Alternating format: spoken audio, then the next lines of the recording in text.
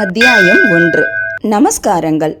பாபா கோதுமை மாவு அரைத்த நிகழ்ச்சியும் அதன் தத்துவ உட்கருத்தும்.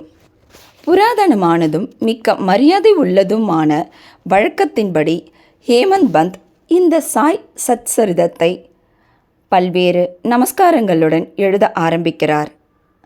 முதலில் எல்லாவித இடையூறுகளை நீக்குதற் பொருட்டாகவும் தன் பணி வெற்றியுறவும் 5 கரத்தனை யானை முகத்தனை மிக்க பணிவுடன் தலை தாழ்த்தி வணங்குகிறார். ஸ்ரீ ஷீரடி சாயியே கணபதி என்றும் கூறுகிறார். பின்னர் தன் மனத்திலே உதித்த எண்ணங்களை உயர்த்தி உணர்வூட்ட தம் தாய் சரஸ்வதியை நமஸ்கரிக்கின்றார். ஸ்ரீ சாய் அறிவின் தெய்வமே என்றும் அவரே தன் வாழ்க்கை கீதத்தை அழகுடன் பாடுகிறார் என்றும் கூறுகிறார். 3. ஆக்கல், காத்தல், அழித்தல் என்னும் முத்தொழிலையும் முறையே நிகழ்த்தும் பிரம்மா, விஷ்ணு, சங்கரர் ஆகியோரையும் வணங்கி சாய்நாதர் அவர்களுடன் ஒன்றானவர் என்றும் சம்சாரம் என்னும் ஆற்றினை நாம் தாண்ட நம்மை சுமந்து செல்ல வல்ல மாபெரும் சத்குரு என்றும் விளம்பி. 4. பின்னர் பரசுராமரால் கடலினின்று உயர்த்தப்பட்ட கொங்கண தேசத்தில் அவதரித்து தம்மை காக்கும் தம் குலதெய்வமான நாராயண் ஆதிநாத் மற்றும் குடும்பத்தின் ஆதி புருஷரையும் நமஸ்கரித்து. 5. பின்னர் தனது கோத்திரத்தில் அவதரித்த பரத்வாஜ முனிவரையும் பல்வேறு ரிஷிகளான யக்ஞவல்யர், பிருகு, பராசரர், நாரதர், வேதவியாசர், ஜனகர், ஜனந்தனர், ஜனத்குமாரர், சுகர், சௌனகர், விஸ்வாமித்ரர், வசிஷ்டர், வால்மீகி, வாமதேவர், ஜைமினி, வைசம்பாயனர், நவயோகீந்திரர் முதலியோரையும் நவீன மகான்களாகிய நிவ்ருத்தி, ஞானதேவர், சோபான், முக்தாபாய், ஜனாத்தரர், ஏக்நாத், நாமதேவர், துக்காராம், கனகர், நரஹரி முதலானோரையும் பணிந்து தலைவணங்கி. 6. பிறகு தனது தாத்தாவான சதாசிவரையும் தகப்பனாரான ரகுநாதரையும் தம் இளம் வயதில் மறைந்த அன்னை மற்றும் அவரை வளர்த்த அத்தை, அன்பிற்குரிய அண்ணன் ஆகியோரையும் வணங்கி. 7. பின்னர் படிப்பவர்களை வணங்கி தமது பணிக்கு முழு அன்பையும் சிதையாத கவனத்தையும் கொடுத்தருள வேண்டிக்கொண்டு. 8. கடைசியாக தனது ஒரே அடைக்கலமும் பிரம்மமை மெய்ப்பொருள் பாரனைத்தும் மாய தோற்றம் என்று தனக்கு உணர்விக்கின்ற ஸ்ரீ தத்தாத்ரேயரின் அவதாரமான சத்குரு ஸ்ரீ சாய்பாபா அவர்களை நமஸ்கரித்து அங்கனமே எம்பெருமான் வதியும் எல்லா ஜீவராசிகளையும் வணங்கி துதிக்கின்றார். பராசரர், வியாசர், சாண்டில்யர் முதலியோரது கருத்தின்படி பக்தியால் பல காலம் துதித்தவற்றை சுருக்கமாக கூறிய பின்பு ஆசிரியர் பின்வரும் நிகழ்ச்சியை விவரிக்கிறார். 1910ஆம் ஆண்டிற்கு பின் எப்போதோ ஒரு நாள் நல்ல காலை நேரத்தில் மசூதிக்கு சாய்பாபாவை தரிசிப்பதற்காக சென்றிருந்தேன். பின்வரும் நிகழ்ச்சியை கண்ட நான் ஆச்சரியத்தால் தாக்கப்பட்டேன். தமது முகம், வாய் இவற்றை கழுவிய பின்பு சாய்பாபா கோதுமை மாவு அரைக்க தயார்படுவதில் முனைந்தார். ஒரு சாக்கை தரையில் விரித்து அதன் மேல் திருக்கையை வைத்தார். பின்பு முரத்தில் கொஞ்சம் கோதுமையை எடுத்து தம் கஃப்னியின் கைகளை மடக்கிவிட்டு கொண்டு கையளவு கோதுமையை திருக்கை குழியில் இட்டார். திருக்கையை சுற்றி கோதுமையை அரைக்கத் தொடங்கினார். பிச்சை எடுத்து வாழ்ந்து எவ்வித உடைமையும் சேமிப்பும் அற்ற இவர் கோதுமை மாவு அரைக்க வேண்டிய அவசியம் என்ன என்றவாறு நினைத்தேன். அங்கு வந்த சிலரும் அவ்வாறே எண்ணினார்கள். ஆயின் ஒருவருக்கும் பாபா என்ன செய்கிறார் என்று கேட்க துணிவு வரவில்லை. பாபா மாவரைக்கும் இச்செய்தி உடனே கிராமத்தில் பரவி ஆண்களும் பெண்களும் பாபாவின் செய்கையை காண பெருந்திரளாக மசூதிக்கு வந்தனர். கூட்டத்தில் இருந்த தைரியமுள்ள 4 பெண்மணிகள் வழியே நுழைந்து பாபாவை ஒருபுறம் ஒதுக்கிவிட்டு திருக்கையின் கைப்பிடியை பற்றி பாபாவின் லீலைகளை பாடியவாறு மாவரைக்கத் தொடங்கினர். முதலில் பாபா கடுங்கோபம் அடைந்தார். ஆயின் அந்த பெண்மணிகளின் அன்பையும் பக்தியையும் கண்டு மிக்க சந்தோஷம் அடைந்து புன்னகை புரியலானார். அவர்கள் அவ்வாறு அரைத்து கொண்டிருக்கையில் பாபாவுக்கு வீடோ பிள்ளைகளோ அன்றி அவரை கவனிக்க யாருமே இல்லை ஆதலாலும் அவர் பிச்சை எடுத்து வாழ்ந்தாராதலாலும் அவருக்கு ரொட்டி செய்ய கோதுமை மாவு தேவை இருக்கவில்லை. எனவே இவ்வளவு அதிகமான மாவை என்ன செய்வார்?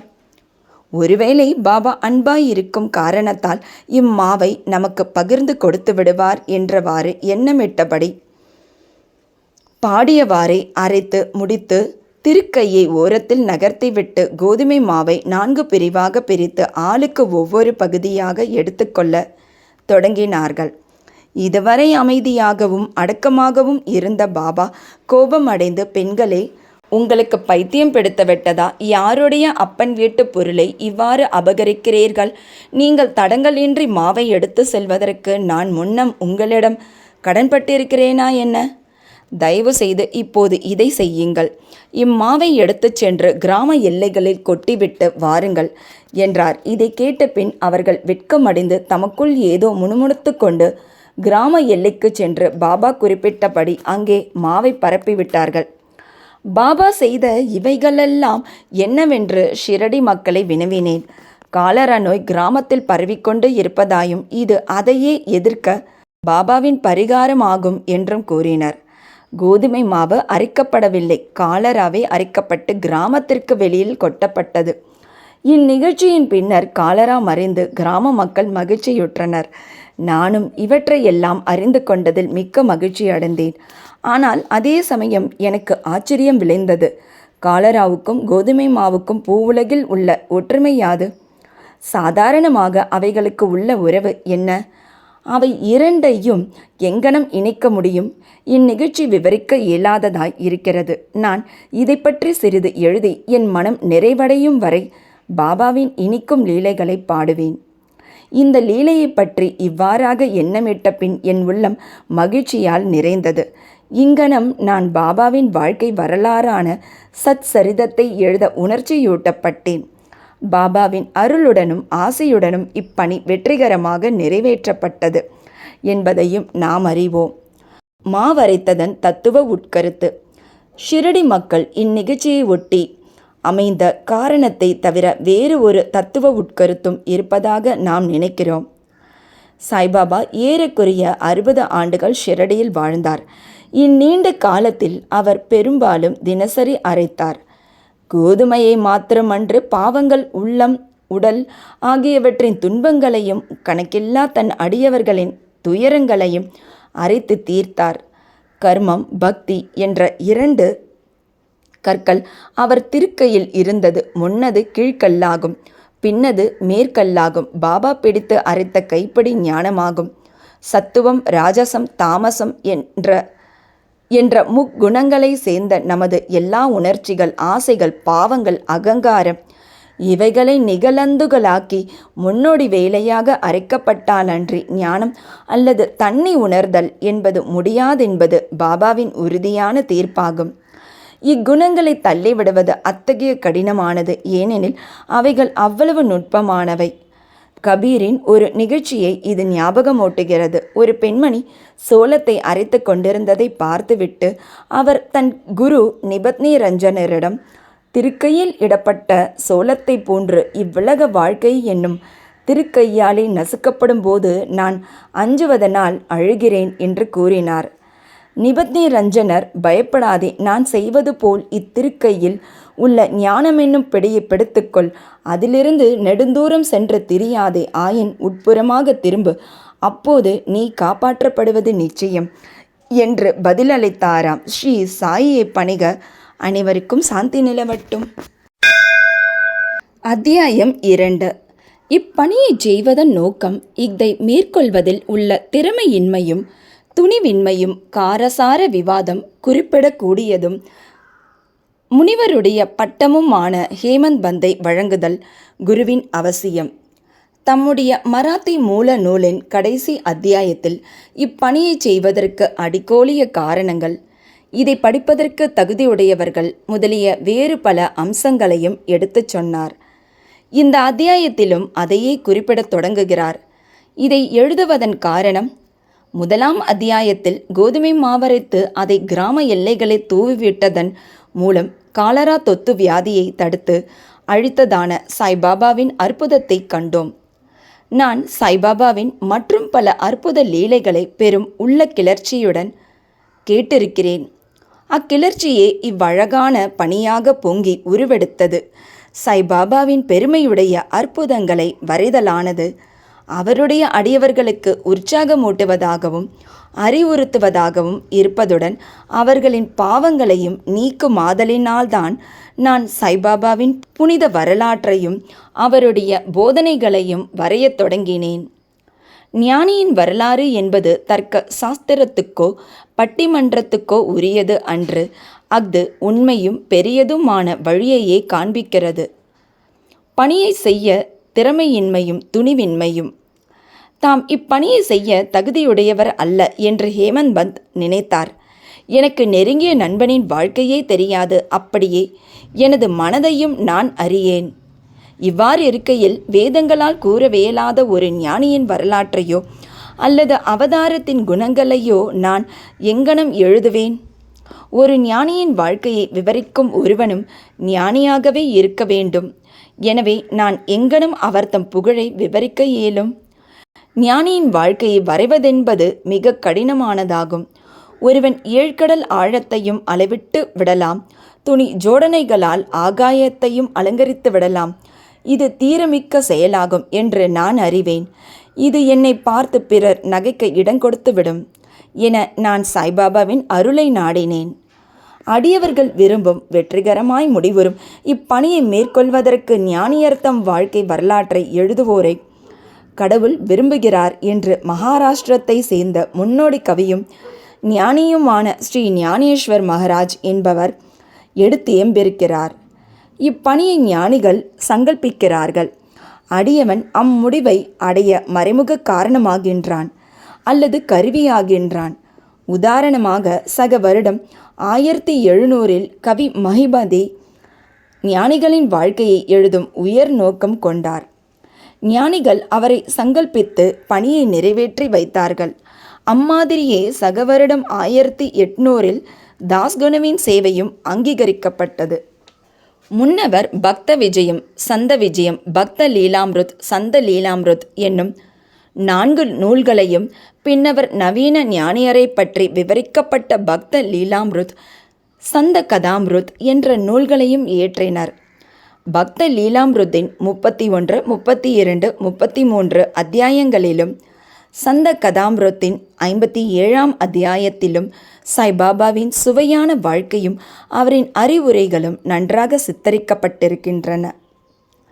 இவை சாய் லீலா சஞ்சிகையில் தொகுப்பு 11, 12 மற்றும் 17 தனியாக பதிப்பிக்கப்பட்டிருக்கின்றன. படிப்பவர்கள் இவ்வத்தியாயங்களை படிக்க கேட்டுக்கொள்ளப்படுகின்றார்கள். அங்கனமே பாந்திராவை சேர்ந்த திருமதி சாவித்ரிபாய் ரகுநாத் டெண்டுல்கர் பதிப்பித்துள்ள சாய்நாத் பஜன்மாலா என்ற சிறிய அடக்கமான புத்தகத்திலும் சாய்பாபாவின் அற்புத லீலைகள் சித்தரிக்கப்பட்டிருக்கின்றன. தாஸ்கனு மகாராஜும் பல்வேறு இனிய பாடல்களை சாய்பாபா மீது எழுதியிருக்கிறார். குஜராத்தில் அமிதாஸ் பவானி மேத்தா என்னும் ஷிரடியை சேர்ந்த ஓர் அடியவர் சாய்பாபாவின் சில நிகழ்ச்சிகளை பதிப்பித்துள்ளார். தக்ஷண பிக்ஷா சன்ஸ்தானும் சாய்நாத் பிரபாவை சில பதிப்புகள் செய்தனர். இவ்வாறு சாய்பாபாவை பற்றி பல நூல்கள் இருக்கும்போது இந்த சச்சரிதம் ஏன் எழுதப்பட வேண்டும்? அதற்கான தேவை என்ன என்றும் எதிர்ப்பு கேள்விகள் வருகின்றன. விடை தெளிவானதும் எளியதும் ஆகும். அகன்று ஆழ்ந்த எல்லையற்ற ஓர் பெருங்கடல் போன்று சாய்பாபாவின் வரலாறு உள்ளது.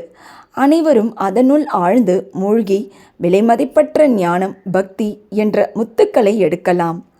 நல்லுணர்வில் ஊறி கிடக்கும் மக்களுக்கு அவற்றை கொடுக்கலாம். சாய்பாபாவின் கதைகள், சிறுகதைகள், அறிவுரைகள் ஆகியவை மிகவும் அற்புதமானவை. இவ்வுலக வாழ்க்கையினுடைய துன்பப் பெருஞ்சுமைகளை சுமந்து கொண்டிருப்பவர்கள், கவலையால் பீடிக்கப்பட்டோர்கள் ஆகியவர்களுக்கு மன அமைதியையும் மகிழ்ச்சியையும் அவை அளிக்கின்றன. வேத அறிவையொத்த விறுவிறுப்புள்ளதும் அறிவூட்டுவதுமான சாய்பாபாவின் இப்போதனைகளெல்லாம் கேட்கப்பட்டு நற்சிந்தனை செய்யப்பட்டால் அடியவர்கள் கோரும் பிரம்மத்துடன் ஐக்கியமாதல், அஷ்டாங்க யோகம், தியான பேரின்பம் முதலியவற்றை பெறுவர். எனவே இந்நிகழ்ச்சிகளை பொறுக்கி எடுக்க எண்ணம் கொண்டேன். அதுவே எனது சிறந்த வழிபாடு ஆகும் என்பதாதலின் சாய்பாபாவின் தரிசனத்துக்கு கொடுத்து வைக்காத இவ்வெளிய ஆத்மாக்களின் கண்களுக்கு இந்நிகழ்ச்சி தொகுப்புகள் பேருவகையாக இருக்கும். எனவே நான் சாய்பாபாவின் போதனைகளையும் இயற்கையானதும் எல்லையற்றதுமான தன்னுணர்வு கருத்துக்களையும் சேகரிக்க முற்பட்டேன். இப்பணியில் பாபாவை என்னை உள்ளுணர்வை கிளப்பிவிட்டார். உண்மையில் என்னுடைய அகங்காரத்தை அவர் தம் பாதத்தடியில் சமர்ப்பித்து இம்மை மறுமை இரண்டிலும் என்னை பூரண சந்தோஷமாக்குவார் என்று எண்ணினேன். இப்பணிக்கு நானே எனக்கு அனுமதி அளிக்கும்படி சாய்பாபாவை கேட்க முடியவில்லை. பாபாவின் நெருங்கிய அடியவரான மாதவராவ் தேஷ்பாண்டே என்ற ஷாமாவிடம் பாபாவிடம் எனக்காக கேட்கும்படி வேண்டிக் கொண்டேன். அவர் எனது எண்ணத்திற்காக பாபாவிடம் வாதாடினார். இந்த அண்ணா சாஹேப் தங்கள் வரலாற்றை எழுத விரும்புகிறார். நான் ஓர் ஏழை பக்கிரி என்று கூறாதீர்கள். ஆயின் நீங்கள் சம்மதித்து அவருக்கு உதவி அளிப்பதாக கூறினால் அவர் எழுதுவார். அன்றி தங்கள் திருவடி கருணையை இப்பணியை நிறைவேற்றிவிடும். தங்கள் அருள் துணையின்றி எதுவும் வெற்றிகரமாக செய்ய இயலாது. சாய்பாபா இவ்வேண்டுகோளை திருச்செவி மடுத்தவுடன் உருகி உதி என்னும் திருநீர் அளித்து ஆசிர்வதித்து தன்னுடைய வரம் நல்கும் கரத்தை என் தலைமேல் வைத்து இவர் நிகழ்ச்சிகள் அனுபவங்கள் ஆகியவற்றை தொகுத்து குறிப்பெடுத்து வைத்து கொள்ளட்டும். நான் இவருக்கு உதவி செய்வேன். அவர் ஒரு புறக்கருவியே ஆவார். என்னுடைய வரலாற்றை நானே எழுதி என்னுடைய அடியவர்களின் ஆவலை பூர்த்தி செய்ய வேண்டும். அவர் தம் அகங்காரத்தை அறவே களைந்து என் பாதங்களில் சமர்ப்பித்து விடட்டும். வாழ்க்கையில் இங்கனம் செய்பவனுக்கே நான் மிகவும் உதவி புரிகிறேன். என்னுடைய வாழ்க்கை நிகழ்ச்சிகளை பற்றி என்ன, நான் அவருடைய வீட்டில் ஒல்லும் வகையெல்லாம் ஒவ்வாதே பணிபுரிகிறேன். அவருடைய அகங்காரம் சிறு துளியும் எஞ்சியிராமல் அறவே அழிக்கப்பட்டு விட்டால் நானே அவருள் புகுந்து என் வாழ்க்கை நிகழ்ச்சிகளை எழுதுவேன். அடியவர் தம் உள்ளங்களில் எனது நிகழ்ச்சிகள் அறிவுரைகள் நம்பிக்கையூட்டும். எளிதில் தன்னை உணரலாம். பேரானந்த பெருநிலையையும் அவர்கள் எளிதில் பெறுவார்கள்.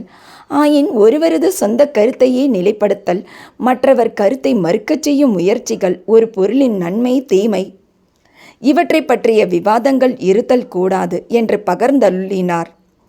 விவாதம் என்னும் சொல்லானது ஹேமந்த் என்னும் பட்டத்தை நான் பெற்ற நிகழ்ச்சியை விவரிக்க கொடுத்து இருந்த வாக்குறுதியை ஞாபகமூட்டுகிறது. அதையே இப்போது கூறுகிறேன். காக்கா சாஹிப் தீக்ஷித், நானா சாஹிப் சாந்தோர்கர் ஆகியோர்களுடன் நான் நெருங்கிய நட்போடு இருந்தேன். அவர்கள் என்னை ஷிரடிக்கு போய் பாபாவின் தரிசனத்தை பெறும்படி வலியுறுத்தினார்கள். ஆயின் இடையில் கிளம்பிய ஏதோ ஒன்று என்னை ஷிரடிக்கு போக விடாமல் தடுத்தது. லோனாவாலாவில் உள்ள எனது நண்பனின் புதல்வன் காய்ச்சல் அடைந்தான். எனது நண்பன் வைத்திய முறை மற்றும் வேண்டுதல் முறைகளில் உள்ள எல்லா வழிகளிலும் முயன்றார். ஆயினும் காய்ச்சல் குறையவில்லை. முடிவாக தனது குருவை தன் மகனின் படுக்கைக்கு பக்கத்தில் அமர வைத்தார். இதுவும் கூட பலனளிக்கவில்லை. இதை கேள்வியுற்றதும் என் நண்பனின் பையனை காப்பாற்ற முடியாத குருவால் யாது பயன்? குரு நமக்கு எதையுமே செய்ய இயலாதவரானால் நான் ஏன் ஷிரடிக்கு போக வேண்டும் என்றவாறு எண்ணமிட்டு எனது ஷிரடி விஜயத்தை ஒத்தி போட்டேன். ஆயின் தடுக்க முடியாதது நிறைவேறியே தீர வேண்டும். அதன் விஷயத்தில் பின்வருமாறு நடைபெற்றது. பிராந்திய ஆஃபீஸர் நானா சாஹிப் சாந்தோர்கர் பசீனுக்கு சுற்றுலா போய்க் கொண்டிருந்தார். தானேவிலிருந்து தாதருக்கு வந்து பசீனுக்கு செல்லும் வண்டிக்காக காத்து கொண்டிருந்தார். இடையில் பாந்திராவுக்கு செல்லும் ஒரு வண்டி வந்தது.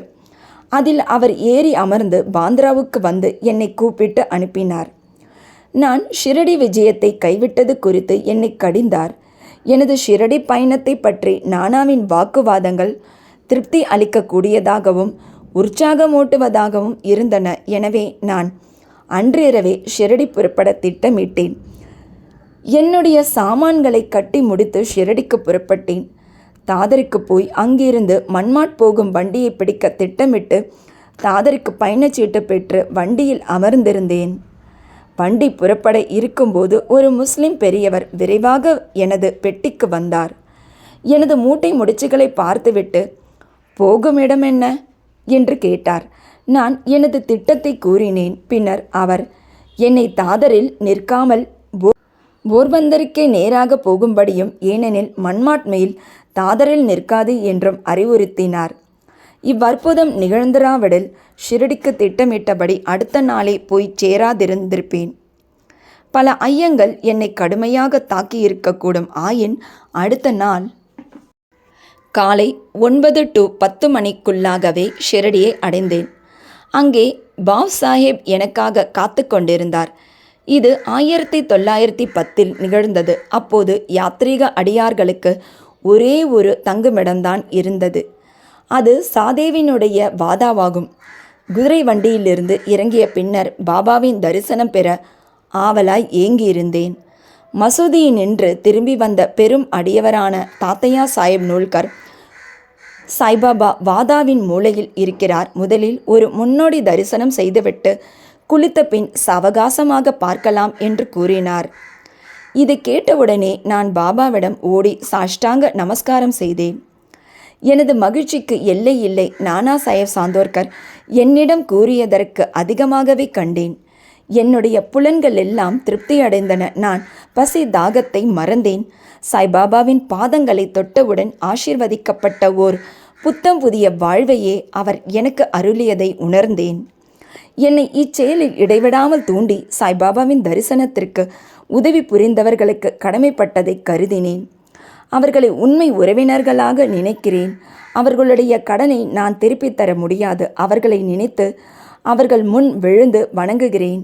சாய்பாபாவின் தரிசனத்தில் உள்ள நூதனமானது நான் கண்டவாறு நம்முடைய எண்ணங்கள் மாறுகின்றன. முன்னை கர்மங்களின் வலிமை அழிக்கப்படுகின்றது அல்லது பற்றற்ற நிலை அதிகரிக்கின்றது. முன்னை பிறவிகளில் செய்த பல நற்கர்மங்களால் அத்தகைய சுப தரிசனம் அடையப்படுகிறது. நீங்கள் சாய்பாபாவை கண்டுவிட்டீர்களானால் புறவுலகு எல்லாம் சாய்பாபாவாக தோற்றமளிக்கிறது. சூடான விவாதம். குருவின் தேவையை பற்றி எனக்கும் பாலா சாஹேப் பாட்டேக்கும் இடையில் ஒரு சூடான விவாதம் நான் ஷிரடிக்கு வந்த தினத்தன்று நடைபெற்றது. நம் சுதந்திரத்தை நாம் ஏன் இழக்க வேண்டும், மற்றவர்களிடம் ஏன் சரணாகதி அடைய வேண்டும் என்று நான் விவாதித்தேன். நாம் நம்முடைய கடமையை செய்ய வேண்டியிருக்கையில் ஏன் குரு தேவைப்படுகிறார்? ஒருவன் தன்னாலான முயற்சிகளை செய்து தன்னை தானே காப்பாற்றிக் கொள்ள வேண்டும். சோம்பேறியாக தூங்குவதை தவிர வேறெதையும் செய்யாத ஒருவனுக்கு குரு என்ன செய்துவிட முடியும்? இங்கனம் நான் சுதந்திர எண்ணத்திற்கு வாதாடினேன். பாட்டே கர்மத்துக்காக தலைவிதி வாதாடி கூறியதாவது, நடப்பது நடந்தே தீரும். பெரியோர்கள் எல்லாம் தோல்வியுற்றிருக்கிறார்கள். மனிதன் ஒரு வழியில் நினைக்க தெய்வம் வேறு வழியில் செயல்படுகிறது. உம்முடைய புத்தி சாதுரியத்தை தள்ளிவிடுக. பெருமையும் அகங்காரமும் உமக்கு உதவாது. கொள்கைகள், மாறுபாடுகள் இவற்றுடன் இவ்விவாதம் 1 மணி நேரத்திற்கு மேல் நடைபெற்றும் வழக்கம் போல் ஒரு முடிவும் காணப்படாது. முடிவாக களைப்படைந்து விட்டோம். நானும் மன அமைதியை இழந்தேன்.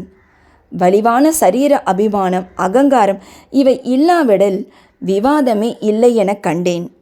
அகங்காரமே விவாதத்தை வளர்க்கிறது என்று கூறலாம். பிறகு நாங்கள் மசூதிக்கு மற்றவர்களுடன் சென்றபோது காக்கா சாஹிப் தீக்ஷித்தை பாபா பின்வருமாறு வினவினார். சாதே வாதாவில் என்ன நடந்து கொண்டிருந்தது? விவாதம் எதை பற்றியது என்று கூறி என்னை உற்று நோக்கி மேலும் வினவியதாவது, ஹேமந்த் பந்த் என்ன கூறுகிறார்? இவ்வார்த்தைகளை கேட்டு நான் மிகவும் ஆச்சரியமடைந்தேன். நான் தங்கியிருந்ததும் விவாதம் நடந்ததுமான சாதே வாதாவானது மசூதியினின்று நல்ல தூரத்தில் இருக்கிறது. சர்வ வியாபியாகவும் அகத்திலிருந்து ஆட்டி வைப்பவராகவும் இல்லாவிடில் எங்களது விவாதத்தை பாபா எங்கனம் அறிந்திருக்க முடியும்? முக்கியமானதும் ஞானம் மிளிர்வதுமான பட்டம். சாய்பாபா என்னை ஏன் ஹேமந்த் பந்த் என்னும் பெயரால் அழைக்க வேண்டும் என்று நான் எண்ணமிட ஆரம்பித்தேன். இச்சொல் ஹேமந்திரிய பந்த் என்ற வார்த்தையிலிருந்து திருத்தப்பட்டதாகும். இந்த ஹேமந்திரிய பந்த் யாதவ அரச வம்சத்தை சேர்ந்த ராமதேவ் மகாதேவ் என்ற தேவகிரி அரசர்களின் புகழ்பெற்ற மந்திரியாவார். கல்வி கேள்வி நிரம்ப பெற்று நற்பண்புகள் நிறைய பெற்ற அவர் ஆன்மீக விஷயங்கள் அடங்கிய சத்துர்வர்க்க சிந்தாமணி மற்றும் ராஜ பிரசஸ்தி போன்ற பல உயர்ந்த நூல்களின் ஆசிரியரும் ஆவார். கணக்கு பேரேடுகளில் புதிய முறைகளை கண்டுபிடித்து புகுத்தியவரும் மற்றும் மராத்திய சுருக்கெழுத்தின் கர்த்தாவும் ஆவார். ஆனால் நான் முற்றிலும் மாறுபட்டவன், அறிவற்ற ஓட்டமற்ற நடுத்தர எண்ணத்தோன். எனவே அந்த பட்டம் எனக்கு எதற்காக சூட்டப்பட்டது என்பது விளங்கவில்லை.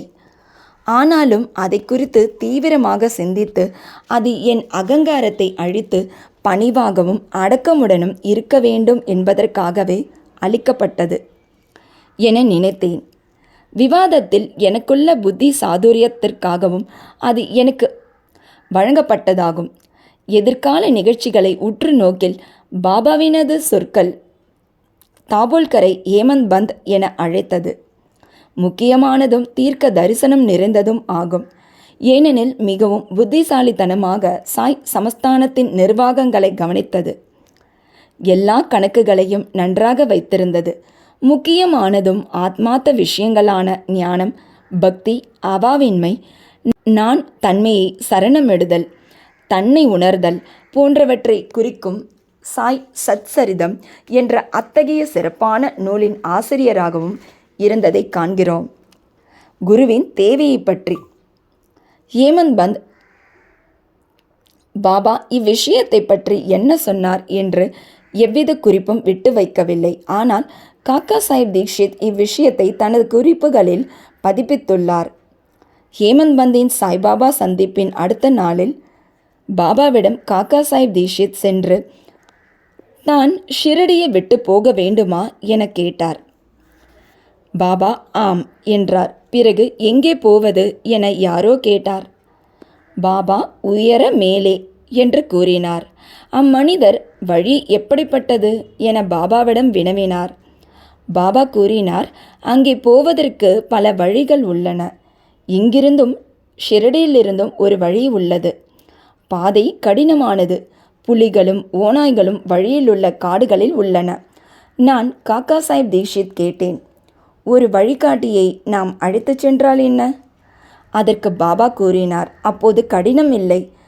புலி, ஓநாய், படுகுழிகள் முதலியவற்றிலிருந்து உன்னை விலக்கி உன் குறிக்கோளை அடைய நேரடியாக அழைத்துச் செல்வார். வழிகாட்டி இல்லை என்றால் காடுகளில் நீ காணாமல் போகலாம் அல்லது படுகுழியில் விழும் அபாயம் இருக்கிறது. இந்நிகழ்ச்சியின் போது தாபோல்கரும் அறை அருகே இருந்தார். இதுவே குரு அவசியமா என்னும் விவாதத்திற்கு பாபாவின் பதில் என்று எண்ணினார். ஒரு மனிதன் சுதந்திரமானவனா அல்லது கட்டுப்பட்டவனா என்னும் விவாதம் ஆன்ம விஷயங்களில் உபயோகமில்லை என்றும் இவ்வத்தியாயத்தின் மராத்தி மூலப்பதிப்பில் விளக்கப்பட்டபடி பெரிய அவதாரங்களான ராமர், கிருஷ்ணர் முதலியோர் தமது குருக்களான வசிஷ்டர், சாந்திபனி ஆகிய முனிவர்களிடம் தன்னை அறிவதற்காக சரணடைந்தார்கள் என்றும் குருவினுடைய உபதேசத்தினாலேயே பரமார்த்தீகம் அடையப்படுகிறது என்றும் நம்பிக்கையும் பொறுமையுமே அத்தகைய முன்னேற்றத்திற்கு தேவையான நற்பண்புகளாம் என்பதுமே பாபாவின் திருக்குறிப்பாம். ஸ்ரீ சாயை பணிக அனைவருக்கும் சாந்தி நிலவட்டும். அத்தியாயம் 3. சாய்பாபாவின் அனுமதியும் வாக்குறுதியும், அடியார்க்கு இடப்பட்ட திருப்பணிகள், பாபாவின் நிகழ்ச்சிகள், வழிகாட்டும் விளக்குகள், அவரின் தாயன்பு, ரோஹிலாவின் கதை, பாபாவின் சுவையும் அமுதமுமான மொழிகள். முந்தைய அத்தியாயத்தில் விளக்கப்பட்டபடி சாய்பாபா தமது பூரண சம்மதத்தை தெரிவித்து கூறியதாவது: சத்சரிதம் எழுதுவதை பற்றி நான் உம்முடன் முழுமையாக சம்மதிக்கிறேன். நீர் உமது கடமையை செய்யும், சிறிதளவும் அஞ்சாதீர். என் மொழிகளில் நம்பிக்கை வையும். என்னுடைய லீலைகள் எழுதப்படுமானால் அறியாமை அகலும். அவைகள் கவனத்துடனும் பக்தியுடனும் கேட்கப்படுமானால் இவ்வுலக வாழ்க்கையின் உணர்வு தணிந்து பக்தி, அன்பு ஆகியவற்றின் வலிமையான அலைகள் மேலெழும்பும். என்னுடைய லீலைகளின் ஆழத்தில் ஒருவன் முழுகுவானானால் அவன் ஞானமெனும் விலைமதிப்பில்லாத முத்துக்களை எடுப்பான். இதை கேட்டு இந்நூல் ஆசிரியர் மிக்க மகிழ்ச்சி அடைந்தார். உடனே தன்னம்பிக்கை உடையவராயும் பயமற்றவராயும் ஆனார்.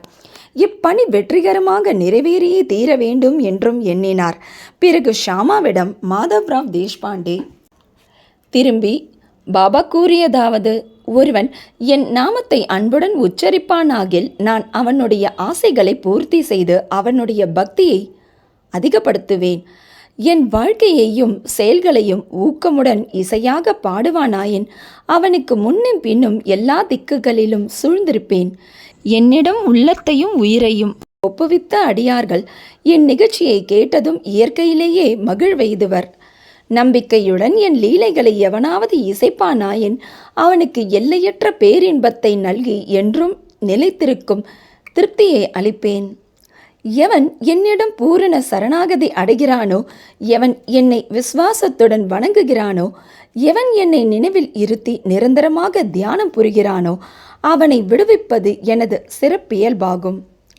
என் நாமத்தை உச்சரிப்பவர், என்னை வணங்குபவர், எனது வாழ்க்கை நிகழ்ச்சிகளை பற்றி எண்ணி இவ்வாறாக என்னை நினைவில் இருத்தி இருப்பவர்கள் எங்கனும் உலக பொருட்கள், உணர்ச்சிகள் இவைகளில் கவனமுள்ளவர்களாக இருக்க முடியும். சாவின் வாயின் என்று எனது அடியவர்களை நான் வெளியே இழுத்து விடுவேன். எனது கதைகள் கேட்கப்பட்டால் எல்லா நோய்களும் விலகும்.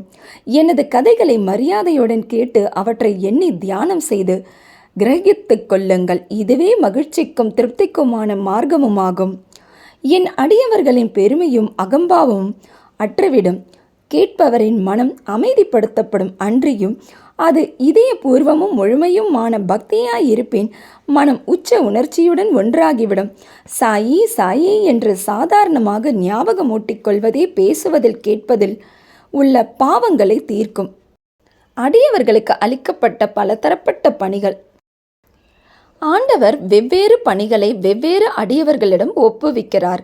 சிலர் கோவில், மடம் ஆகியவற்றை கட்டுவதற்கும், சிலர் புண்ணிய தீர்த்தங்களுக்கு படிக்கட்டுகள் அமைப்பதற்கும் நியமிக்கப்படுகிறார்கள். சிலர் ஆண்டவன் புகழை பாட நியமிக்கப்படுகிறார்கள்.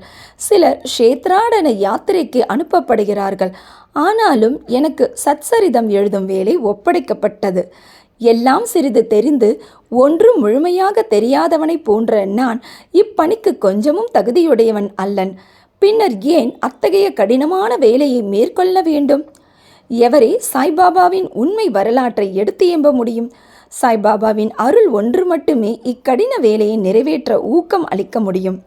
எனவே நான் எனது பேனாவை கையில் எடுத்தபோது சாய்பாபா எனது அகங்காரத்தை அகற்றிவிட்டு அவரே தமது நிகழ்ச்சிகளை எல்லாம் வரையலானார். ஆதலின் இந்நிகழ்ச்சிகளை எல்லாம் விவரிப்பதன் பெருமை அவரையே அடைகிறது, என்னை அல்ல. பிறப்பில் மறையவனாக இருப்பினும் ஸ்ருதி ஸ்மிருதி என்ற 2 கண்கள், பார்வை அல்லது காட்சிகள் தேவையுள்ளவனாக இருந்தேன். எனவே சத் சரிதத்தை எழுதவே இயலாத நிலையில் இருந்தேன். ஆனாலும் ஆண்டவன் அருள் ஊமையை பேச வைக்கிறது, முடவனை மலையை கடக்க செய்கிறது. அவரின் விருப்பப்படி காரியங்களை செயற்படுத்தும் தந்திரத்தை அவர் ஒருவரே அறிவார். புல்லாங்குழலோ ஹார்மோனியமோ எங்கனும் ஒலி எழுப்புகிறது என்பதை அறியா. இது அவற்றை வாசிப்பவனையே சார்ந்தது.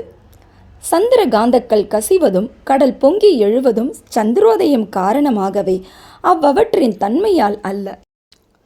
கலங்கரை விளக்கமாக பாபாவின் கதைகள், படகுக்காரர்கள், பாறைகள், அபாயங்கள் ஆகியவற்றிலிருந்து விலகி பத்திரமாக பயணம் செய்வதற்காக கடலின் பல்வேறு இடங்களில் கலங்கரை விளக்கம் கட்டப்படுகிறது. சம்சாரம் என்னும் சாகரத்தில் சாய்பாபாவின் கதைகள் அத்தகைய பயனை நல்குகின்றன. அவைகள் அமிர்தத்துக்கும் சுவையூட்டுகின்றன. நமது உலக பாதையை மிருதுவாகவும் கடப்பதற்கு எளியதாகவும் ஆக்குகின்றன. ஞானிகளின் கதைகள் ஆசீர்வதிக்கப்பட்டவைகள். நமது செவிகளின் வழியாக உள்ளத்தினுள் புகும்போது சரீராபிமானம் அல்லது அகங்காரம், துவைத்த உணர்ச்சி ஆகியவை மறைகின்றன. நம் உள்ளத்தில் அவைகள் தீர்க்கப்படுமானால் சந்தேகம் பறந்தோடும். சரீரத்தின் பெருமை உணர்ச்சி கீழே இறங்கும். ஏராளமாக விவேகம் சேகரிக்கப்படும். பாபாவின் தூய புகழை விவரிப்பதும் அதையே அன்புடன் கேட்பதும் அடியாரின் பாவங்களை அழிக்கும். கிருத யுகத்தின் ஆன்மீக பயிற்சியானது சமதமா, உள்ளம், உடல் இவற்றின் தனித்தன்மை, திரேதா யுகத்திற்கு தியாகம், துவாபர யுகத்திற்கு வழிபாடு, கலியுகத்திற்கு இறைவன் புகழையும் நாமத்தையும் இசையாக பாடுவதாகும். கடைசி பயிற்சியானது 4 வர்ணத்தை சேர்ந்த எல்லாருக்கும் உரியதாகும். மற்றைய பயிற்சிகளான யோகம், தியாகம், தியானம், தாரணை, ஒருமுகப்படுத்துதல் ஆகியவை பழகுவதற்கு மிகவும் கடினமானவை. இறைவனது சாய்பாபா புகழை செவிமடுப்பது மிகவும் எளியதாகும். நாம் நமது கவனத்தை அவைகள் மீது திருப்ப மாத்திரமே வேண்டும். கதைகளை கேட்பதும் கீர்த்தனையாக பாடுவதும் புலனுணர்வு பொருட்கள் மீதுள்ள உறவை நீக்கி அடியவர்களை பற்றறுத்தவர்களாக்கி முடிவில் ஆன்ம உணர்வுக்கு வழிநடத்தி செல்லும் இக்குறிக்கோளையே கருத்திற்கொண்டு சாய்பாபா சத் சரிதாமிருதா என்னும் அவரது கதைகளை எழுத செய்தார் அல்லது உதவி செய்தார். அடியவர்கள் இப்போது இக்கதைகளை எளிதாக படிக்கவோ கேட்கவோ செய்யலாம். அங்கனம் செய்யும்போது அவரை தியானம் செய்க. சாய்பாபாவின் தாய் அன்பு தன் இளங்கன்றை பசு எங்கனம் நேசிக்கிறது என்பதை யாவரும் அறிவர். அதன் மடி எப்போதும் நிறைந்திருக்கிறது. கன்று பால் வேண்டி மடியை முட்டும்போது தடையின்றி பால் பெருக்கெடுக்கின்றது. அங்கனமே தாயாரும் தக்க தருணத்தில் தன் குழந்தையின் பசியறிந்து முளையமுது தந்து ஊட்டுகிறாள். அதற்கு ஆடை அழகுற அணிவிப்பதிலும் சிறுபுற சிங்காரிப்பதிலும் முக்கிய கவனம் செலுத்துகிறாள். குழந்தை எதை பற்றியும் அறிவதும் இல்லை, கவலையுறுவதும் இல்லை. ஆயின் தன் குழந்தை நன்றாக உடைவுடுத்தப்பட்டு அலங்கரிக்கப்பட்டிருப்பதை கண்ணுறும் தாயின் மகிழ்ச்சிக்கு ஓர் எல்லை இல்லை. தாயன்பு விசித்திரமானது, அசாதாரணமானது, பற்றில்லாதது, இனி இல்லாதது. தமது அடியவர்களிடம் சத்குருவும் இத்தகைய தாயன்பு காண்பிக்கிறார்கள். இத்தகைய அன்பே சாய்பாபா என்னிடம் கொண்டிருந்தது. அதை பற்றிய நிகழ்ச்சி கீழ்வருமாறு. நான் அரசாங்க வேலையிலிருந்து 1916ஆம் ஆண்டில் ஓய்வு பெற்றேன். கௌரவமாக என் குடும்பத்தை நடத்துவதற்கு எனக்கு தீர்மானித்து தரப்பட்ட பென்ஷன் போதவில்லை. குரு பூர்ணிமா அன்று நான் ஷிரடிக்கு சென்றிருந்தேன். அங்கு அண்ணா சிஞ்சனிக்கர் அவராகவே பாபாவிடம் எனக்காக கீழ்வருமாறு வேண்டினார். தயவு செய்து அவரை அன்புடன் நோக்குங்கள். அவர் பெரும் பென்ஷன் அறவே போதாது. அவரது குடும்பமோ வளர்ந்து வருகிறது. அவருக்கு வேறு வேலை ஏதும் கொடுங்கள். அவரது சிந்தா குலந்தனை தீர்த்து அவரை மகிழ செய்யுங்கள். பாபா பதிலளித்தார். அவர் வேறு ஏதாவது வேலை பெறுவார். ஆயின் இப்போது எனக்கு பணி செய்து மகிழ்ச்சியாய் இருக்க வேண்டும். அவரது உணவு எப்போதும் நிறைந்திருக்கும், ஒருபோதும் காலியாயிராது. அவர் தனது கவனம் அனைத்தையும் என்பால் திருப்பி நாத்திகர்கள், மதப்பற்று அற்றவர்கள், கொடுமையாளர்கள் இவர்களின் கூட்டுறவை தவிர்த்து எல்லோரிடமும் பணிவாகவும் அடக்கமாகவும் இருந்து உள்ளத்தாலும் உயிராலும் என்னை வணங்க வேண்டும். இதை செய்வாராகில் அவர் எல்லையற்ற பேரின்பத்தை அடைவார். எவருடைய வழிபாடு உபதேசிக்கப்பட்டு இருக்கிறதோ அந்த நான் என்பது யார் என்னும் வினாவுக்கு சாய்பாபா என்பது யார் என்னும் குறிப்பில் முன்னமே இந்நூலில் சொல்லப்பட்டிருக்கிறது. ரோஹிலாவின் கதை. எல்லோரையும் அரவணைக்கும் சாய்பாபாவின் அன்பை ரோஹிலாவின் கதை நமக்கு காட்டுகிறது. உயரமாகவும் வாட்டசாட்டமாகவும் காளையை போன்ற வலிமை உடையவனாகவும் உள்ள ரோஹிலா என்பவன் ஷிரடிக்கு வந்தான். நீண்ட கஃப்னி என்னும் உடை அணிந்திருந்தான். பாபாவிடம் உள்ள அன்பினால் அங்கு தங்கியிருந்தான். இரவும் பகலும் கலிமாவை திருக்குரானின் பாடல்கள் சப்தமாகவும் குரூரமாகவும் ஒப்பித்து அல்லாஹு அக்பர், கடவுள் பெரியவர் என்று கத்துவான். ஷிரடியின் பெரும்பாலான மக்கள் பகலெல்லாம் தங்கள் வயலில் வேலை செய்துவிட்டு இரவு வீட்டிற்கு திரும்பும்போது ரோஹிலாவின் குரூர இரைச்சல்களாலும் கத்தல்களாலும் வரவேற்கப்படுவார்கள். அவர்கள் தூங்க முடியாமல் மிகுந்த தொல்லையும் அசௌகரியமும் அடைந்தனர். மௌனமாக இத்தொந்தரவை சில நாட்கள் பொறுத்திருந்து அவர்களால் இனிமேல் இத்துயரம் பட முடியாது என்னும் நிலை வந்தவுடன் பாபாவை அணுகி இதை கவனித்து ரோஹிலாவின் தொந்தரவை நிறுத்தும்படி வேண்டிக் கொண்டனர். பாபா அவர்களின் வேண்டுதல்களை கவனிக்கவில்லை, மாறாக அவர்களை கடிந்தார். அவர்களை தங்கள் வேலைகளை கவனிக்கும்படியும் ரோஹிலாவை கவனிக்க வேண்டாம் என்றும் கூறினார். அவர் மேலும் ரோஹிலாவுக்கு மிகவும் கெடுதலான மனைவி ஒருத்தி இருக்கிறாள் என்றும் அவள் உள்ளே வர முயன்று ரோஹிலாவையும் தம்மையும் தொந்தரவு செய்வதாயும், ஆனால் ரோஹிலாவின் பிரார்த்தனைகளை கேட்டவுடன் அவள் உள்ளே நுழைய துணியவில்லை என்றும், ஆதலால் அவர்கள் மன அமைதியுடனும் மகிழ்ச்சியுடனும் இருக்கிறார்கள் என்றும் கூறினார். உண்மையில் ரோஹிலாவுக்கு ஒரு மனைவியும் கிடையாது. அவனுக்கு மனைவியாக பாபா குறிப்பிட்டது துர்புத்தி, அதாவது கெட்ட எண்ணங்களாகும். ஏனெனில் வேறதை காட்டிலும் கடவுளிடம் வேண்டிக் கொள்வதிலும் முறையிட்ட பேரிரைச்சல்கள் செய்வதையும் பாபா விரும்பினார். அவர் ரோஹிலாவின் பக்கம் இருந்து ரோஹிலாவின் இரைச்சல்களையும் குக்குரல்களையும் பொறுத்து கொள்ளுமாறும் அவை சீக்கிரம் மறைந்துவிடும் என்றும் கூறினார். பாபாவின் இனியதும் அமிர்தத்தினையொத்த வார்த்தைகளும். ஒரு நாள் மத்தியானம் ஆரத்தி முடிந்த பிறகு அடியார்கள் தங்கள் இருப்பிடங்களுக்கு திரும்பிக் கொண்டிருந்தார்கள். அப்போது பாபா கீழ்கண்ட அழகான அறிவுரையை விடுத்தார். நீங்கள் எங்கு வேண்டுமானாலும் இருங்கள், என்ன வேண்டுமானாலும் செய்யுங்கள், ஆனால் இதை நன்றாக ஞாபகத்தில் வைத்துக் கொள்ளுங்கள். நீங்கள் செய்வது அனைத்தும் எனக்கு தெரியும். நானே அனைவருடைய அந்தரங்க ஆட்சியாளனாக இதயத்தில் அமர்ந்து இருக்கிறேன். இந்த உலகின் கண் அசையும் அசையா சர்வ ஜீவராசிகளையும் அரவணைக்கிறேன். இப்பிரபஞ்சம் என்னும் தோற்றத்தை நானே கட்டுப்படுத்துபவன், ஆட்டுவிப்பவன். எல்லா வர்க்கங்களின் மூலமாதான் நானே. முக்குணங்களின் கூட்டுறவும் நானே. நானே எல்லா உணர்ச்சிகளையும் உந்துபவன், படைப்பவன், காப்பவன், அழிப்பவனுமாம். என்பால் கவனத்தை திருப்புபவனை எதுவும் துன்பம் விளைவிக்காது. ஆனால் மாயை என்னை மறந்தவனை ஆட்டி உழுக்கும். எல்லா பூச்சிகள், எறும்புகள், கண்ணுக்கு தென்படுபவை, அசையக்கூடிய அசைய முடியாத உலகம் எல்லாம் என்னுடைய உடம்பு அல்லது உருவமாகும். இத்தகைய அழகான விலைமதிப்பற்ற மொழிகளை கேட்டு இனிமேல் என் குருவை தவிர வேறு யாருக்கும் நான் பணிவிடை செய்ய போவதில்லை என்று என் மனதில் நான் தீர்மானித்தேன். அண்ணா சிஞ்சனிகரிடம் பாபா விடுத்த பதில் உண்மையில் அது எனக்கானதாகும். அதாவது நான் ஒரு வேலை பெறுவேன் என்னும் எண்ணம் என் மனதில் சுழன்றது. நான் அங்கனம் நிகழுமா என்று எண்ணிக்கொண்டிருந்தேன். எதிர்கால நிகழ்ச்சிகளை கண்ணுறும் போது பாபாவின் வார்த்தைகள் உண்மையாயின.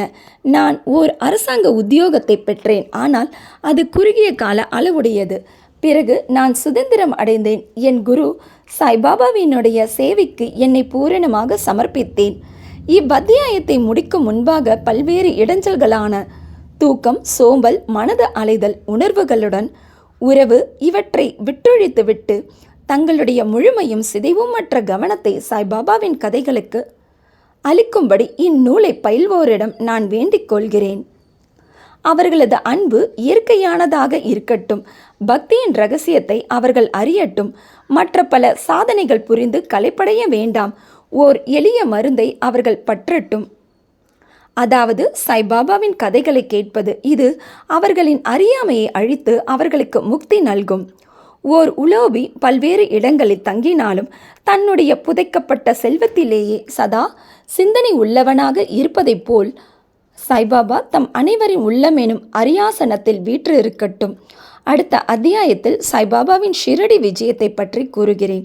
ஸ்ரீ சாயை பணிக. அனைவருக்கும் சாந்தி நிலவட்டும். அத்தியாயம் 4. ஷிரடிக்கு சாய்பாபாவின் முதல் விஜயம். ஞானிகளின் வருகை. ஷிரடி ஒரு புண்ணிய தீர்த்தம். சாய்பாபாவின் தோற்றம். கௌலிபுவாவின் கருத்து. விட்டலின் பிரசனம். ஷீர்சாகரின் கதை. பிரயாகையில் தாஸ்கனுவின் குளியல். சாய்பாபாவின் அயோனி ஜென்மமும் அவரின் முதல் ஷிரடி விஜயமும். 3 சத்திரங்கள். முந்தைய அத்தியாயத்தில் சாய் சச்சரிதத்தை எழுத தூண்டிய சூழ்நிலைகளை விவரித்தேன். இப்போது ஷிரடிக்கு சாய்பாபாவின் முதல் விஜயம் பற்றி கூறுகிறேன். ஞானிகளின் வருகை. கீதையில் கண்ணபிரான் கூறுகிறார். அத்தியாயம் 4 ஸ்லோகம் 7-8. தர்மம் அழிந்து அதர்மம் தலையெடுக்கும் போதெல்லாம் என்னை நானே அவதரித்துக் கொள்கிறேன். நல்லோரை காத்து தீயோரை அழிக்க யுகந்தோறும் அவதரிக்கின்றேன். இதுவே பகவானின் அவதார நோக்கம். பகவானின் சார்பாக ரிஷிகளும் ஞானிகளும் இப்பூவுலகில் தக்க தருணத்தில் தோன்றி அவதார நோக்கம் நிறைவேறும் முகமாக தமக்கே உரிதான முறையில் உதவி செய்கிறார்கள். உதாரணமாக, 2 முறை பிறப்பவர், அதாவது பிராமணர்கள், க்ஷத்திரியர்கள், வைசியர்கள் தங்கள் கடமைகளை புறக்கணிக்கும் போதும் மேற்குலத்தவரின் உரிமைகளை தவறான முறையில் பறிக்க சூத்திரர்கள் முயலும் போதும், ஆன்ம ஞான போதகர்கள் மதிக்கப்படாமல் அவமதிக்கப்படும் போதும், தன்னை தான் ஒவ்வொருவனும் மெத்தப்படுத்தவன் என்று எண்ணும் போதும், தடுக்கப்பட்ட ஆகாராதிகளையும் போதை தரும் குடிபொருளையும் ஜனங்கள் உட்கொள்ளும் போதும், மதம் என்னும் போர்வையில் மக்கள் தகாத காரியங்களை செய்யும் போதும், பல்வேறு இனத்து மக்கள் தங்களுக்குள் சண்டையிட்டு கொள்ளும் போதும், மறையவர் சந்தியாவந்தனம் மற்றும் தங்கள் மத பழக்க வழக்கங்களை செய்ய தவறும் போதும், யோகிகள் தியானத்தை புறக்கணிக்கும் போதும், மனைவி மற்றும் மக்கட்செல்வமே தங்கள் கருத்துக்குரிய ஒன்றே ஒன்று என்று மக்கள் கருத தலைப்பட்டு முக்தி என்னும் உண்மை நெறியினின்று வழி தவறி போகும்போதும் ஞானிகள் தோன்றவே செய்கிறார்கள். தங்கள் மொழி செயல் வழிகளால் காரியங்களை நெறிப்படுத்துகிறார்கள். அவர்கள் கலங்கரை விளக்கையொப்ப சேவை செய்து நமக்கு மெய்நெறியை காண்பிக்கிறார்கள். இவ்வாறாக பல ஞானிகள் நிவ்ருத்தி, ஞானதேவ், முக்தாபாய், நாமதேவ், கோரா, கோனாயி, ஏக்நாத், துக்காராம், நரஹரி, நரசிபாய், சஜன் கசாயி, சவதா, ராமதாஸ் மற்றும் பலர் பற்பல காலங்களில் மக்களுக்கு மெய்நெறியை காண்பிக்க தோன்றவே செய்தனர். இவ்வகையில் இறுதியாக ஷிரடி சாய்பாபாவும் விஜயம் செய்தார். ஷிரடி ஒரு புண்ணிய தீர்த்தம். அகமத் நகர் ஜில்லாவில் உள்ள கோதாவரி ஆற்றங்கரை மிகவும் அதிர்ஷ்டம் படைத்ததாகும். ஏனெனில் அது அநேக ஞானிகளை ஈன்றும் புறந்தும் அடைக்கலம் கொடுத்தும் இருக்கிறது. அவர்களுள் முக்கியமானவர் ஞானேஸ்வர். ஷிரடியும் அகமத் நகர் ஜில்லாவில் உள்ள கோபர்காவன் தாலுக்காவில் தான் இருக்கிறது. கோபர்காவனில் உள்ள கோதாவரி ஆற்றை கடந்தவுடன் நீங்கள் ஷிரடிக்குள்ள வழியை அடைகிறீர்கள். 9 மைல்கள் சென்றதும் நீம்காவன் அடைகிறீர்கள். அவ்விடத்தில் நின்று ஷிரடி தெரிகிறது. கிருஷ்ணா ஆற்றங்கரையிலுள்ள கனகாப்பூர், நரசிம்மவாடி, ஔதும்பர் போன்ற மற்ற புனித கஷேத்திரங்களை போன்ற ஷிரடியும் அறிமுகமானதும் புகழ்பெற்றதும் ஆகும். தாமாஜி செழித்து விளங்கியதும் ஆசீர்வதித்ததுமான பண்டரிபுரத்துக்கு அருகில் உள்ள மங்கள் வேடாவை போன்றும், சமர்த்த ராமதாஸ் சஜ்ஜன்கட்டில் விளங்கியதை போன்றும், நரசிம்ம சரஸ்வதி நருபாச்சி வாடியில் விளங்கியதை போன்றும் சாய்நாத் ஷிரடியில் செழித்து விளங்கி அத்தை வாழ்த்தினார். சாய்பாபாவின் சத்வ குணரூபம். சாய்பாபாவினால் ஷிரடி முக்கியத்துவம் பெற்றது. சாய்பாபா எத்தகைய பண்புள்ளவர் என்பதை காண்போம். கடப்பதற்கு மிகவும் கடினமான இக வாழ்வை அவர் வென்றார். சாந்தி அல்லது மன அமைதியே அவரின் அணிகலன், விவேகத்தின் பெட்டகம். அவர் வைணவ அடியார்களின் தாயகமாவார். அவர் கர்ணனையொப்ப வள்ளல்களுள் எல்லாம் தலை சிறந்த வள்ளலாக விளங்கினார். சாராம்சம் அனைத்து நின்றும் பெற்ற சாராம்சமாகவும் இருந்தார். அவருக்கு அழியும் பொருட்கள் மீது ஆசை இல்லை. அவருடைய ஒரே ஈடுபாடான ஆன்ம உணர்விலேயே எப்போதும் கவரப்பட்டார். இவ்வுலக பொருட்களிலோ அல்லது இவ்வுலகத்தை கடந்தவற்றிலோ அவர் மகிழ்ச்சி அடையவில்லை. அவரின் அந்தரங்கம் உள்ளம் ஒரு கண்ணாடி போன்று தூய்மையானது. அவரின் மொழிகள் எப்போதும் அமுதத்தை பெய்தன. பணக்காரர், ஏழை யாவரும் அவருக்கு ஒன்றே. புகழ்ச்சி, இகழ்ச்சி இவற்றை அவர் அறிந்திருக்கவில்லை அல்லது மதிக்கவில்லை. அவரே எல்லா உயிர்கட்கும் இறைவன் ஆவார். அவர் சரளமாக பேசி அனைவருடனும் பழகினார். நடிப்பையே தொழிலாக கொண்ட குமரிகளின் நடிப்பையும் நாட்டியத்தையும் கண்டார். கஜல், தெம்மாங்கு பாடல்களை கேட்டார். ஆயினும் இம்மியளவும் சமாதி நிலையிலிருந்து அவர் விலகவில்லை. அல்லாவின் நாமம் எப்போதும் அவர் நாவில் இருந்தது. இவ்வுலகம் விழித்திருக்கும் போது அவர் தூங்கினார். இவ்வுலகம் தூங்கும்போது அவர் சுறுசுறுப்பாய் இருந்தார். ஆழ்ந்த கடலையொப்ப அவர் மனம் அமைதியாய் இருந்தது. அவரது இருப்பிடம் தீர்மானிக்க இயலாததாய் இருந்தது மற்றும் அவர் செய்கைகள் நிச்சயமாக புரிந்து கொள்ள இயலாததாய் இருந்தது. அவர் ஓரிடத்தில் வாழ்ந்தார் எனினும் இவ்வுலகின் நடவடிக்கைகள் அனைத்தையும் அவர் அறிவார். அவரின் தர்பார் கவர்ச்சிகரமானது. தினந்தோறும் நூற்றுக்கணக்கான கதைகளை திருவாய் மலர்ந்தார். ஆனாலும் மௌன விரதத்திலிருந்து இம்மியளவும் பிறழவில்லை. மசூதியில் உள்ள சுவரின் மீது எப்போதும் சாய்ந்து கொண்டிருந்தார். அல்லது காலை, மதியம், மாலை இவ்வேளைகளில் லேண்டி, பூந்தோட்டம், சாவடி, சைன அறை ஆகியவற்றை நோக்கி நடந்து கொண்டிருந்தார். எப்போதும் ஆன்ம உணர்வில் கருத்துள்ளவராகவே இருந்தார். சித்தராயினும் சாதகரை போன்று நடித்தார். அவர் எளிமையாகவும் தாழ்மையாகவும் அகங்காரம் மற்றும் இருந்து எல்லோரையும் மகிழ்வித்தார். இவரே நமது சாய்பாபா. ஷிரடி மண் சாய்பாபாவின் திருவடிகளால் மிதிப்பட்டதால் அசாதாரண முக்கியத்துவம் பெற்றது. ஆலந்தியை ஞானேஸ்வரும் பைடனை ஏக்நாத்தும் உயர்த்தியதையொப்ப ஷிரடியை சாய் உயர்த்தினார். ஷிரடியின் புல்லின் அரும்புகளும் கற்களும் ஆசீர்வதிக்கப்பட்டவைகள். ஏனெனில் அவைகள் எளிதாக சாயின் திருவடிகளை முத்தமிட முடியும். திருவடி தூளிகளை தமது தலையில் ஏற்றுக்கொள்ள முடியும். நமது அடியவர்களுக்கு ஷிரடி மற்றும் ஒரு பண்டரிபுரம், ஜெகநாதம், துவாரகை, காசி, ராமேஸ்வரம், பத்ரி, கேதாரம், நாசிக், திரியம்பகேஸ்வரம், உஜ்ஜயினி, மகாகாலேஸ்வர் அல்லது மகாபலேஸ்வர கோகர்ணம் போன்று ஆகியது. ஷிரடியில் சாய்பாபாவுடன் தொடர்பு கொள்வதே நமது வேதமும் தந்திரமும். அது இவ்வுலக உணர்வை தனித்து தன்னுணர்வை எளிதில் வழங்குகிறது. சாய்பாபாவின் தரிசனமே நமது யோக சாதனம். அவருடன் பேசுவது நமது பாவங்களை கழித்துற செய்யும். அவரின் திருவடிகளுக்கு நறுமண எண்ணெய் தேய்ப்பதே நமது திரிவேணி பிரயாகை நீராடல். அவரின் திருவடி தீர்த்தத்தை அருந்துவதனால் நமது ஆசைகள் அற்றுவிடும். அவரின் ஆணையே வேதம். அவர் உதியையும் திருநீற்றுச் சாம்பல் பிரசாதத்தையும் உன்னலே எல்லாவற்றையும் தூய்மையாக்கும். நமக்கு ஆறுதல் அளித்த அவரே நமது கிருஷ்ணர், ராமர். அவரே நமது பரபிரம்மம், பரிபூரணத்துவம்.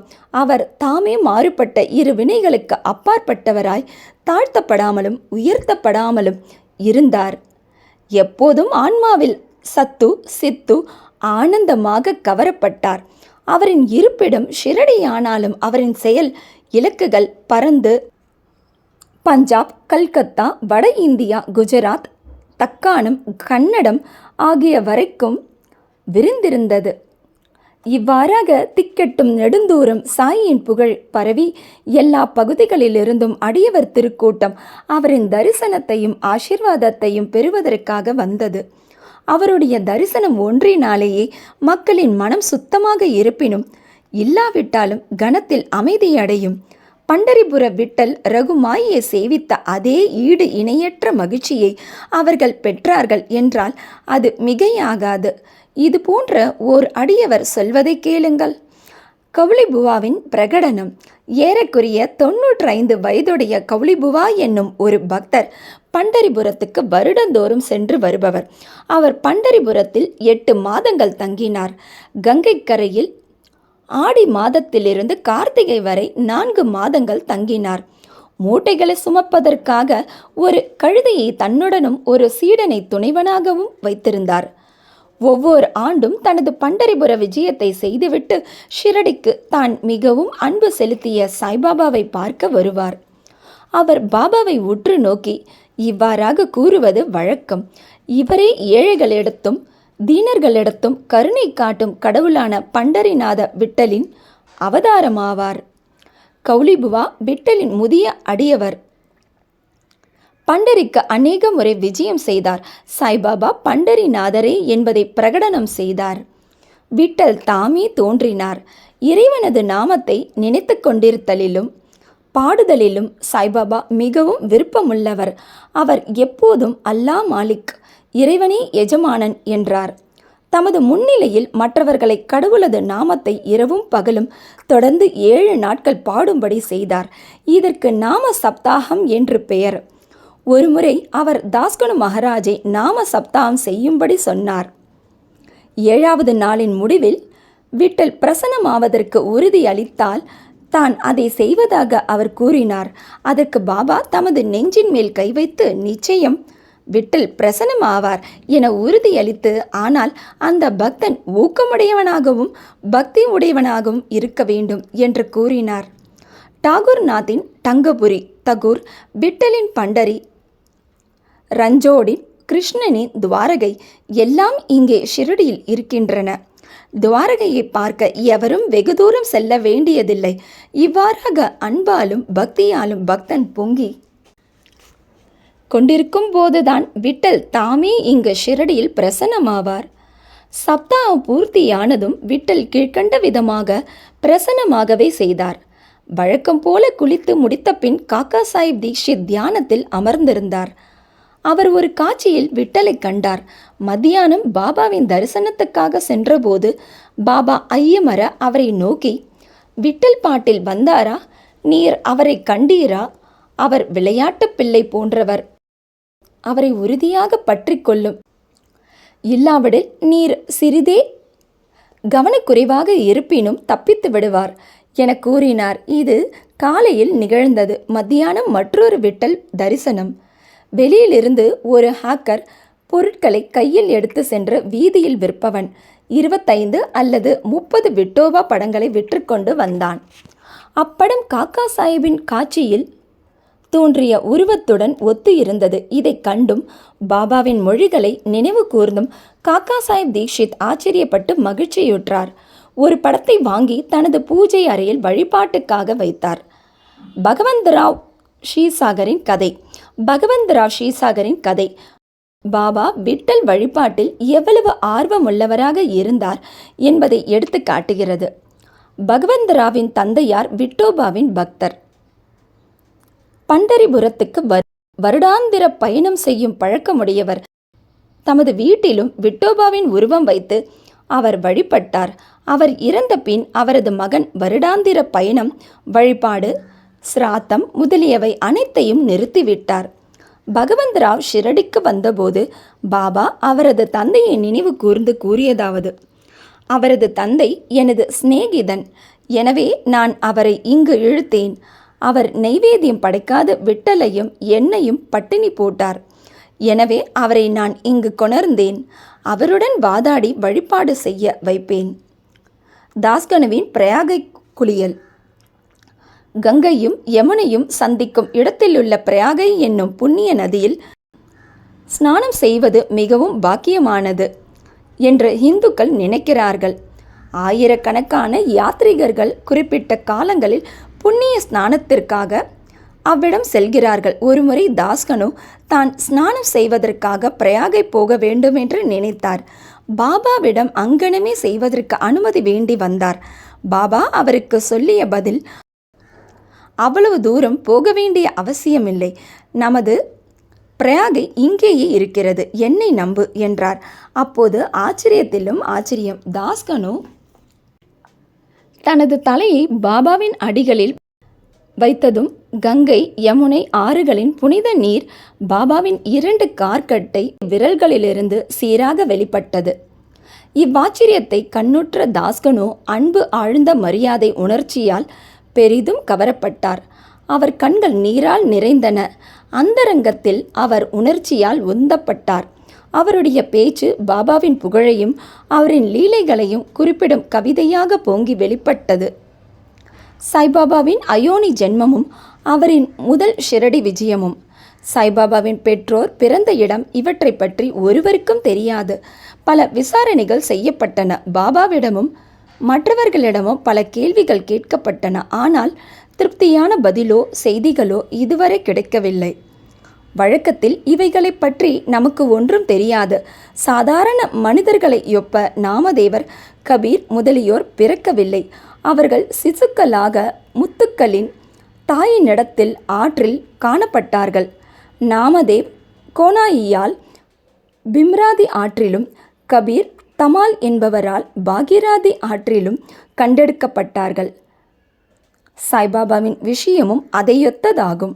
பக்தர்களுக்காக ஒரு வேப்ப மரத்தடியில் 16 வயது இளைஞனாக தாமே முதலில் தோன்றினார். அப்போதே பிரம்ம ஞானத்தால் நிரம்பியவராக காணப்பட்டார். கனவிலும் இவ்வுலக பொருட்களின் ஆசை அவருக்கு இல்லை. மாயையை அவர் உதைத்து தள்ளினார். முக்தி அவர் தம் காலடியில் பணி செய்தது. ஷிரடியை சேர்ந்தவரும் நானா சோப்தாரின் தாயாருமாகிய ஒரு பாட்டி அவரை கீழ்கண்ட விதமாக வர்ணிக்கிறார். அழகும் சுறுசுறுப்பும் மிகுந்த சுந்தரமும் உடைய இவ்விளைஞன் முதலில் வேப்பமரத்தின் அடியில் ஆசனத்தில் அமர்ந்திருந்தவாறு காணப்பட்டான். அக்கிராமத்து மக்கள் இத்தகைய இளம் வயது உடையவன் வெப்பத்தையோ குளிரையோ பொருட்படுத்தாது அத்தகைய கடின பயிற்சி பழகுவதை கண்ணுற்று ஆச்சரியத்தால் தாக்கப்பட்டனர். பகலில் ஒருவருடனும் பழகுவதில்லை, இரவில் ஒருவருக்கும் அஞ்சுவதில்லை. இவ்விளைஞன் எங்கிருந்து வந்தான் என்று மக்கள் ஆச்சரியப்பட்டு கேட்டுக்கொண்டனர். ஒரு சாதாரண கவனிப்பே அவன் மீது எல்லோரும் அன்பு கொள்ளும் அளவிற்கு அவனுடைய உருவாம்சங்கள் எல்லாம் அத்தகைய சுந்தரம் பொருந்தியதாக இருந்தது.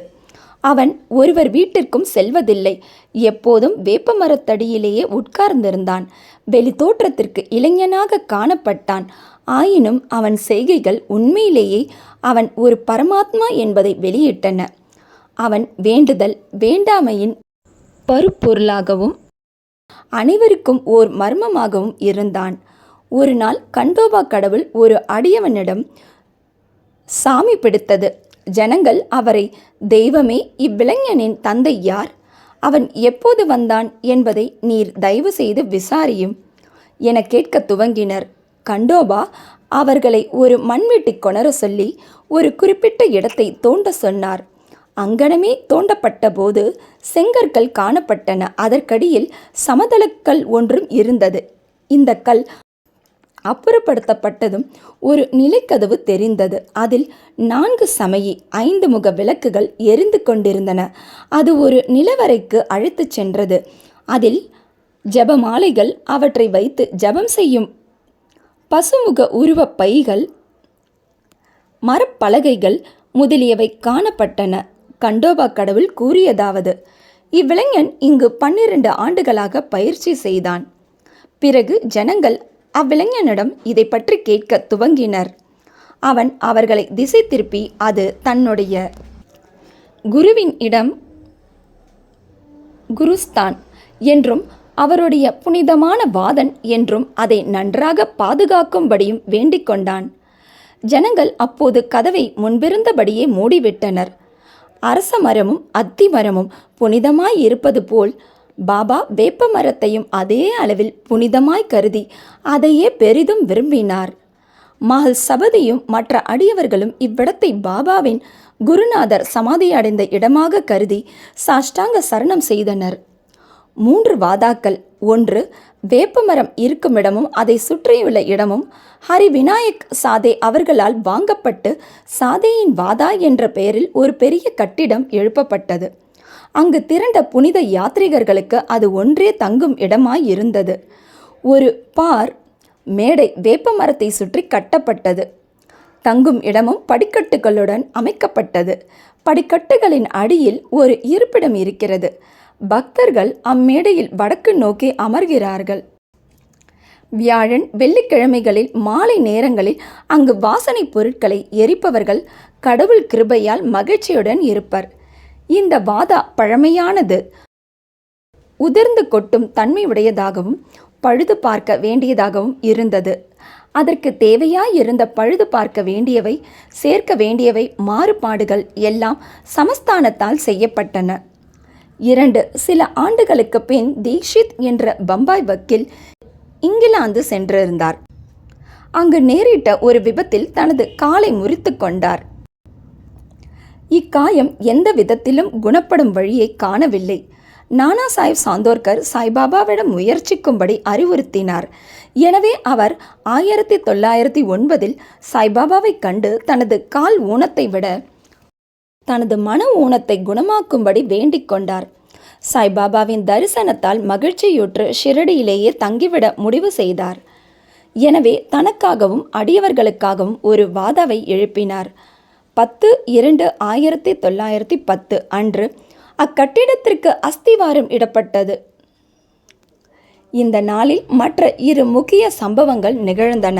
ஒன்று, தாத்தா சாஹிப் கபர்டே தனது வீடு திரும்புவதற்கு அனுமதி அளிக்கப்பட்டார். 2, சாவடியில் இரவு ஆரத்தி தொடங்கியது.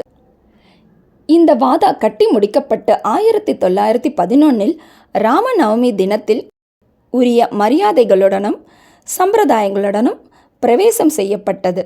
3, நாக்பூரை சேர்ந்த புகழ்பெற்ற லக்ஷாதிபதியான பூட்டி அவர்களால் மற்றொரு வாதா அல்லது அரண்மனை மாளிகையும் எழுப்பப்பட்டது. ஏராளமாக பணம் இக்கட்டிடத்திற்கு செலவிடப்பட்டது. ஏனெனில் சாய்பாபாவின் உடல் இவ்விடத்தில்தான் அடக்கம் செய்யப்பட்டிருக்கிறது. இது தற்போது சமாதி கோவில், சமாதி மந்திர் என வழங்கப்படுகிறது. இவ்விடத்தில் பாபா தண்ணீர் விட்டு கவனித்து வந்த ஓர் பூந்தோட்டம் இருந்தது. முன்னர் ஒன்றுமே இல்லாத இடத்தில் 3 வாதாக்கள் எழும்பின. இவை எல்லாவற்றிலும் ஆரம்ப காலத்தில் அனைவருக்கும் சாதேவின் வாதாவே நிரம்ப பயன்பட்டது. வாமன் தாத்தையாவின் உதவியுடன் சாய்பாபா கவனித்த தோட்டத்தின் கதை. சாய்பாபா ஷிரடியில் தற்காலிகமாக இல்லாதிருந்து சாந்த் பாட்டீலின் கல்யாண ஊர்வலத்துடன் மீண்டும் வருகை. தேவிதாஸ், ஜானகிதாஸ், கங்காகீர் இவர்களின் பழக்கம், முஹிதீன் தம்போலியுடன் பாபாவின் மல்யுத்த போட்டி, மசூதியில் இருப்பிடம், டாங்க்லே, மற்ற அடியவர்களின் அன்பு, மற்ற பிற விஷயங்கள் அடுத்த அத்தியாயத்தில் விவரிக்கப்படும். ஸ்ரீ சாயை பணிக. அனைவருக்கும் சாந்தி நிலவட்டும்.